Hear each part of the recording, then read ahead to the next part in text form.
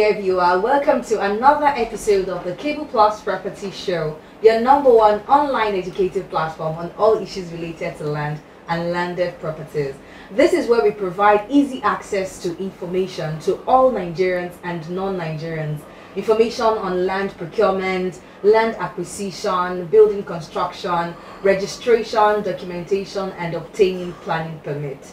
It would interest you to know, or you will agree with me, that transportation takes place on land, and land use determines transport system. This is why I'll be speaking with a professional par excellence, a transport specialist on this episode.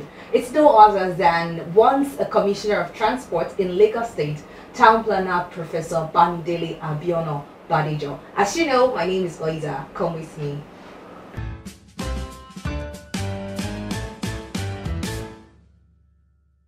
The Lagos State government recently placed a ban on the use of Okada bike transportation in Lagos and some strategic local governments in the state. What is your opinion on this? It seems that it is like one of the major means of transportation. Well, the first thing I want to provide an historical background. In 1999, there was a lecture that I was invited to discuss the emergence of commercial motorcycle.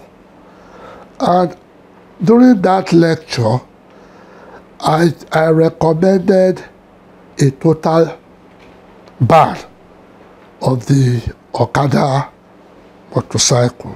Wow. 23 years running, my position remains that Okada should be banned. And that the present administration have taken the bull by the horn to ban it suits my heart. Ask me why. Why? If you have been to Imobi, you have been to Luth, and you have been to Olabisi Onabanjo Teaching Hospital at Shagamu, you can imagine the number of victims of Okada accident. We just look at that accident as a mere Oluwaloshe is God's cost. As a professional, the economic cost of the number of people affected by that accident is colossal. How? If the person involved in the Okada, let us assume his age is 30. And the life expectancy in Nigeria is 55 years. That person has good 25 years to contribute positively to the economy of this country. Either in terms of tax, either in terms of labor, either in terms of expertise. And the amount of money that is supposed to be generated from his loss is gone and gone. From the health point of view, he's going to spend money to recover to start to school. And some of them will never recover back to start to school. Look at the amount of money involved. So those were my reasons for the 1999 recommendation that it should be banned. But other means of transportation record accidents as well. Let's continue. Because of the proliferation of Okada, it has become politically overwhelmed. I repeat, politically overwhelmed for some government to ban it. And it has also created a lot of constraints for the development of infrastructure. Now, if one Okada is consuming, let's say, 10 liters of fuel every day. And there are 1.5 million Okada. Multiply 1.5 million by 10 liters. That is the amount of liters that they consume every day. Look at the environmental consequences of the emission, and we are talking of climate change. We are talking of global. Write out the positive benefits, no matter how little they also contribute. You see, it is when you run away, when you shy away from your responsibilities, that you assume that there are benefits to it. The people may think they are riding Okada for how long? Do you enjoy Okada during rainy season or wet season? You have a family. How many people can you find put in your Okada? Why don't we develop public transportation? That was what we meant by the pro-poor policy of the BRF administration. Its focus was, let us develop a mass transportation capacity that will take a lot of people at a time. So let's come to think about this your Okada thing. How can somebody study accounting, geography, history, hoping that the economy will improve, and all of a sudden it now ends up riding Okada? Because there are no jobs. No, you see, to me, I see it as an excuse. If infrastructural provision on the part of government have failed, the solution is not to go and ride on Okada. You see, the issue of proliferation of Okada, it has nothing to do with because there is no job. It has to do with the insecurity in other parts of the country. And Lagos or Southwest is more or less the safest zone in the country. And the best thing is for them to just move down. And when they get to this place, what do they parade? From statistics, there are over 600,000 people entering Lagos every day. And out of these 6,000 that enters Lagos every day, about 95% don't go back. So if you have that kind of number coming in on daily basis, the question now is, what do they parade to justify jobs? But it's a way of calling a goat a name in order to slaughter. People are using no job as a justification to perpetrate the use of Okada, to encourage the use of Okada. That is why I said government is being overwhelmed, it's being intimidated. Even to the extent that they will tell that they will not vote. How many of them have voters card? You'll be surprised, Dejo. No, I can tell you that the guy who came from Zamfara registered in Zamfara. Everything is in Zamfara. So how will he vote in Lagos? Someone who registered in Egombe is now in Lagos. How will he vote? Unless a voter's card is illegally handed over to them. But I can tell you that if we do the right thing and we are patient and supporting government, they will do it. Now, as I was coming, two Okadas hit themselves too. Not car to car, not keke napep to keke napep, Okada to Okada. You can imagine the impatience. So if these Okadas are displaced, what measures do you think the government should put in place? Thank you very much. Because we are not talking. Putting out thousands of young That's what you call substitution by elimination. That's in transport. That's what you call substitution by elimination. When you eliminate something, are you following me? Yes. You substitute. And the substitution is what the government has told us, that now I am not banning them entirely from Lagos State. I am banning them from 6 local government. So that makes other local governments populated. That's what it's a gradual. Okay. It's a gradual thing. Okay. If you can't just start with a total dislocation. It's never done. Even in military, you have to be strategic. Are you following me? When those 6, they will now deploy available public transport system now. Are you following me? Into all those areas. Now, there is a mistake that you people are making. If one Okada, imagine the number of people a bus that are being imported, the number of people that will occupy, average of 70 people. That means 70 Okada. If you take the rider and 1 passenger, it means 35 Okada. What I'm trying to say is that the volume, the impact of the buses will be better felt. But because many of us, we are too much in a hurry.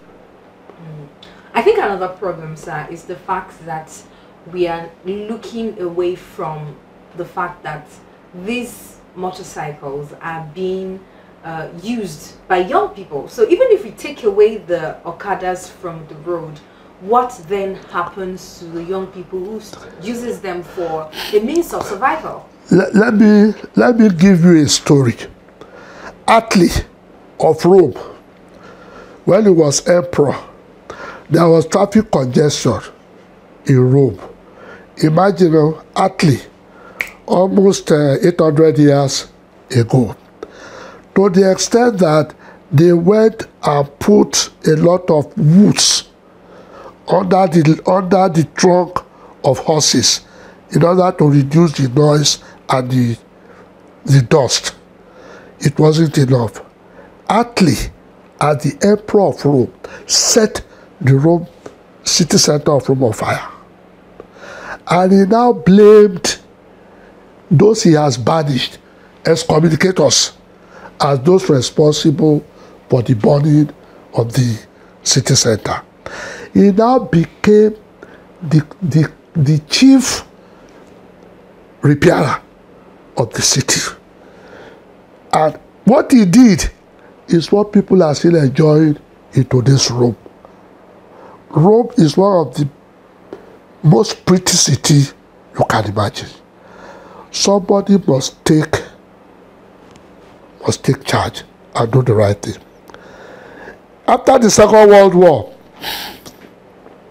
Bamidele of India banned the importation of silk into India. They asked him, silk is the major wear of Indians. If you are now banning importation of silk, what do you want our Indians to wear? He said, let them go naked. And no Indian went naked. You see, we allow emotion and sympathy to clouding our decision. When you go abroad, do they provide door-to-door services to you? Is it not public transport you take? Is it not the nearest bus stop to your house that you will drop? Will you not walk to your home? But today, there are people that even call Okada from Ikorodu that will take them to Apapa. There are people that will take Okada from Songo, they will take them to Lagos Island. To me, that is absolute unacceptable thing. You see, we need to control ourselves. We need to discipline ourselves. We also need to tell ourselves that what we are doing is wrong. And if there is anybody that is bold enough to say, let us correct ourselves, we should be more encouraging and supportive to get that correction done. So, all right. Now, you are talking of when people leave Okada, what will they work on? If there are marginally 10,000 buses, at my age, will I go and drive the buses? Those buses, are they not going to be driven Who are those that will drive? Is it not part of the youth?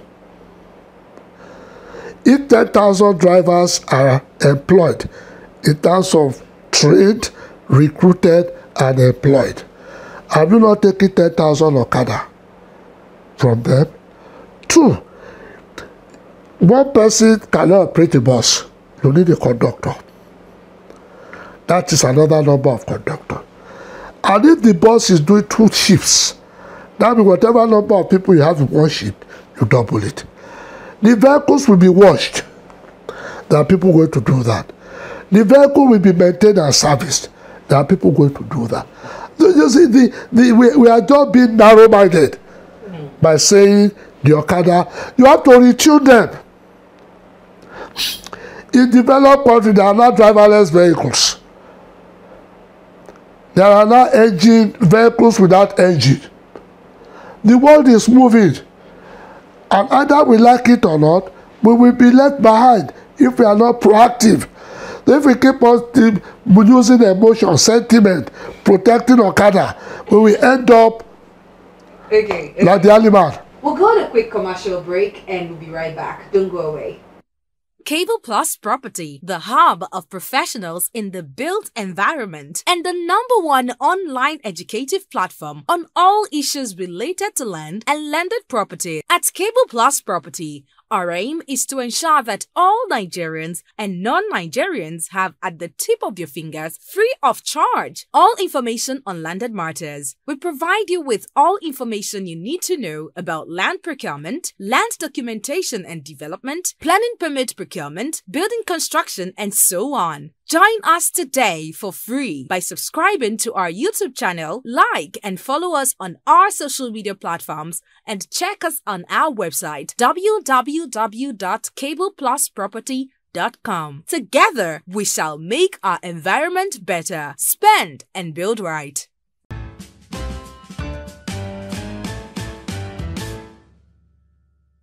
Welcome back. It's still the Cable Plus Property Show with Town Planner Professor Badejo. How do we ameliorate the case of high cost of transportation, knowing how this directly or indirectly affects the economy of the country and, you know, the life of the people generally? You see, that's what I call information is power. At times, we just make an assumption that the cost is high. It actually is. I've not seen any research, any study to support your statement, but it's just an imagination. No problem. Let me also follow your imagination. Now, if you want the cost of transportation to come down, the first thing is for us to reorganize our space. To reorganize our space. There are people living in Ekpe, working in Alausa. There are people living in Badagry, working in Alausa. No problem. If the rail system is developed, there's no problem. The cost of overcoming all those places will have come down. That is why I'm saying there is no paid. I mean, there is no delivery without paid. But in Nigeria, you want to deliver your baby, you don't want to spill blood, and you don't want to have that pain. It's not possible. You cannot buy your cake, you can't eat your cake and keep it. Now, what I'm saying is that, why should I leave Ikorodu and go to my 12 or go to Lagos Island to go and buy this? What is wrong in creating a model market? Not necessarily of that size, but in proportion to the needs of the people around here.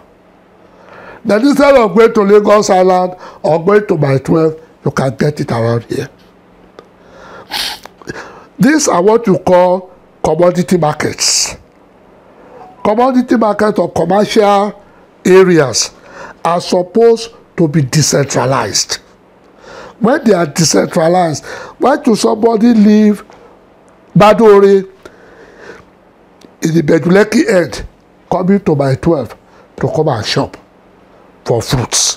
Why should someone leave Mowe, which is not even in Lagos State, go to Lagos Island to go and buy dresses? What I'm trying to say is that it must be a deliberate government intervention in order to reduce distances to access of certain facilities. If those ones are reduced, I'm sure cost implication of traveling will definitely come down. 2, other modes of transport, if they are well developed and well provided, obviously it will be easier. For example, I go to Apapa at least once a week, and I take the ferry at the Bute here. It is just 30 minutes, 27 minutes to get to Apapa, rather than going through the road for 7-8 hours. People will say going to Apapa from Ikorodu is 1,200, at times 1,000, depending on the economic situation. Now, people say, how much do I earn to spend that amount of money? But people are not talking of the invisible businesses that they do. That I work in Alausa doesn't mean that I don't have another job that is complementing what I'm doing. Do you pay tax on that? Do you pay anything on that? It is only the one that is known that you are being adjudged after. So there are a lot of things that are muddled up. Sorry to cut you short. I just have to ask this question. So does that justify spending the returns I get from my side business on transporting? That is more like coming back to square one. No, you are getting it. You see, when you talk of transportation, you must pay for services rendered. But the cost is high on your own side because it is private driven. It is private provided. And therefore, there is nothing from government to substitute, to act as subsidy, so that they can maintain certain amount of fear. In the developed countries, you see, the argument of transport is that it's a double barrel issue. Transport is I'll get there later. Transport is capital intensive. Look at the cost of procurement. Look at the cost of running its operations. Look at the cost of maintaining it. And there is no support. There is no subsidy, no assistance. And the regulations, if some of these transport operators or providers are better organized, they are predominantly one man, one boss, one operator, that they are now being unionized, is for them to have some elements of protection in case police catches me, in case my documents are not all right. I can run to a group that will now say, let us protect our men. So all these are the unionism we are talking about. But they can better be organized and put into better use. That is what I'm trying to say. That if you have the water transport developed, why should I be living at Ibeshi? Why should I be living in Ijete? And I have to come to Lagos garage to take a vehicle taking me to Ikeja. Whereas there can be a transport terminal well developed, well organized, that I can take a vehicle straight from that place to Ikeja without having to be stopping. And in the process of having to stop to pick up another fare, you call it element of a journey. That element of a journey is fragmented. And because it is fragmented, you pay more. If I take Ijede to Ikeja, they will say 500 naira. No problem. But if I take it from Ijede to Itamanga, from Itamanga to Ota Junction, you discover that the cost at the end of the day will be more than 800 naira. So you need to plan it. Okay, so let's talk about the agencies you mentioned earlier, such as LASMA, Road Safety, VIO, and the different agencies we have in Lagos State. What should the public know about them, especially LASMA? Recently, especially on social media, you see that there are complaints upon complaints about their activities, and sometimes it's like the public does not really know what they are meant to do. So can you help enlighten the public on what are the roles or functions of LASMA, Road Safety, VIO, and any other agency? In the first instance, I don't believe that the public don't know. The public just want to be mischievous. The public know what LASMA is for. They know what VIO is for. They know what FRSC is for. They know what the police is for. Are you following me? But whatever LASMA, VIO, police, or any other agency is, it is the public that made them what they are. Wow. The major problem is compliance. People are not ready to subject themselves to compliance. If the traffic signal light stops you and you stop, will any agency of government come and meet you? But if you are stopped and say, no, that one is not for me, and you are not apprehended, you turn it to social media issue. Now, you are aware that towards the smart city project of the state, they have introduced some technological cameras along certain strategic areas to capture people that put their vehicles on the road without adequate proper documentation. No insurance, no vehicle, no MOT, and so on. Do I need to be, to the extent that if your insurance is due, a month to the due of your insurance, you will be alerted. Your vehicle, you will be alerted. Your MOT, you will be alerted. Yet, people don't comply. The question I always ask myself is that you take average of 2 bottles of stout every day.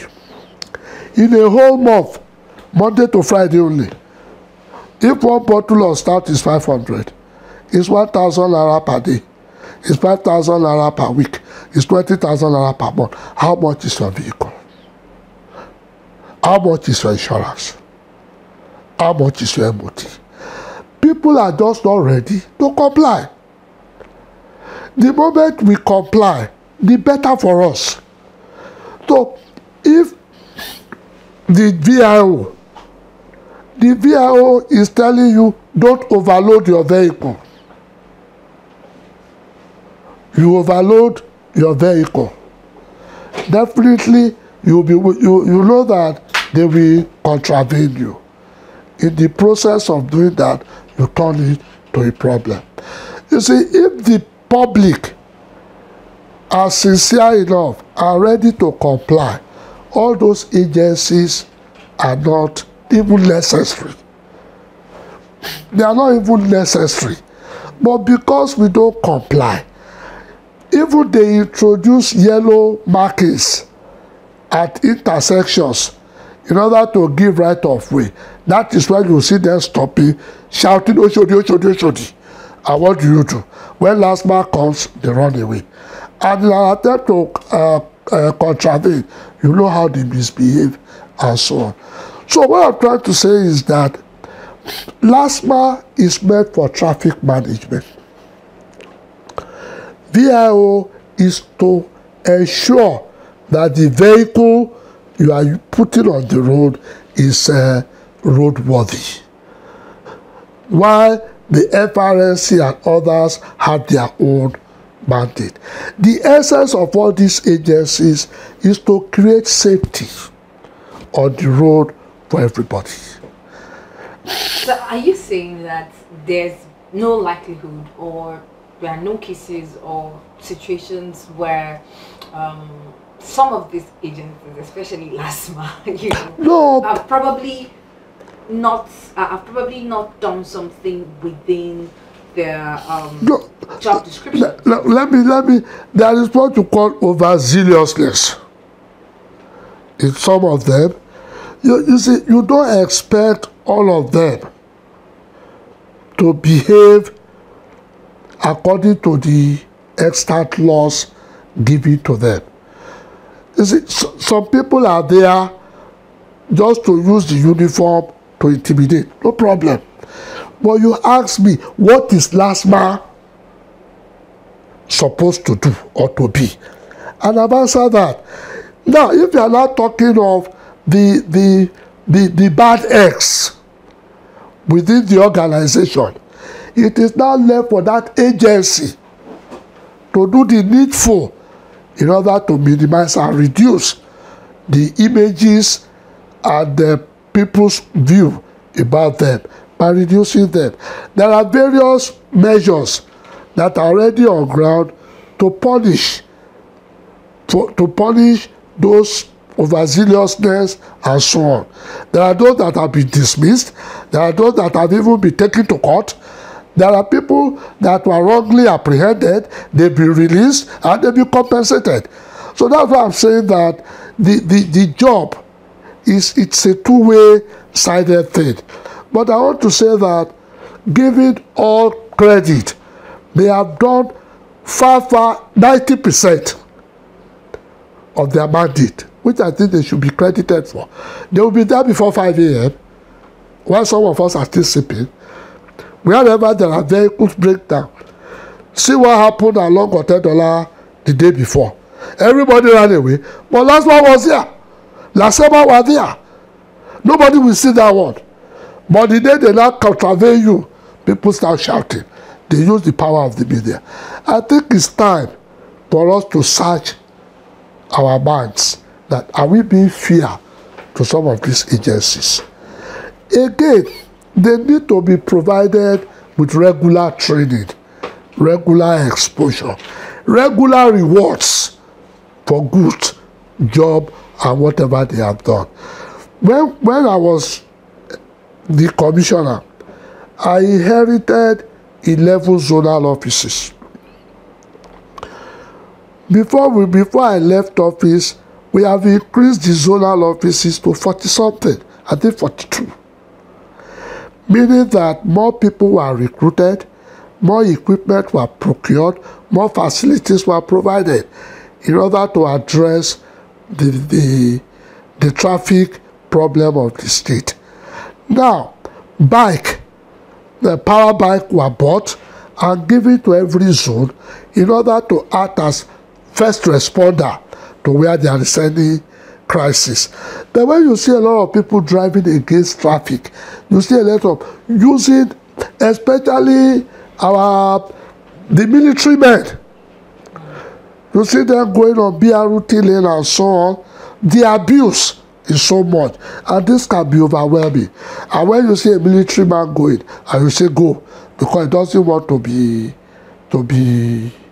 beaten up, you see another set of people falling. If you are not arresting me, why did you not arrest that one? So you can see how people abuse. That is why I said they are just being mischievous. They are just. Thank you very much for your time, sir. We'd like you to say something about the Cable Plus property. About the Cable Plus property endeavor, the show, and the company itself. In the first instance, I want to congratulate you. Thank you very much. That you are doing a very, very great and awesome job. Then 3, the major problem that we have in this country, and particularly in Lagos, is what I call planning for instead of planning with. You see, we stay and sit in our offices. We are planning for the person in Imota. We are planning for the person in Itoiki, planning for someone at Italuwo. He's not even aware of what you are planning for him or for his community. All of a sudden, you award the contract, you come to that place, you tell them, this is what we are doing for you. That project is dead on arrival because you have assumed that the person in the seal, in the Mota, in Italu, in the Turkey, don't know what he wants. So you that is planning for them, you know what they want. Whereas contemporary planning and development is planning with.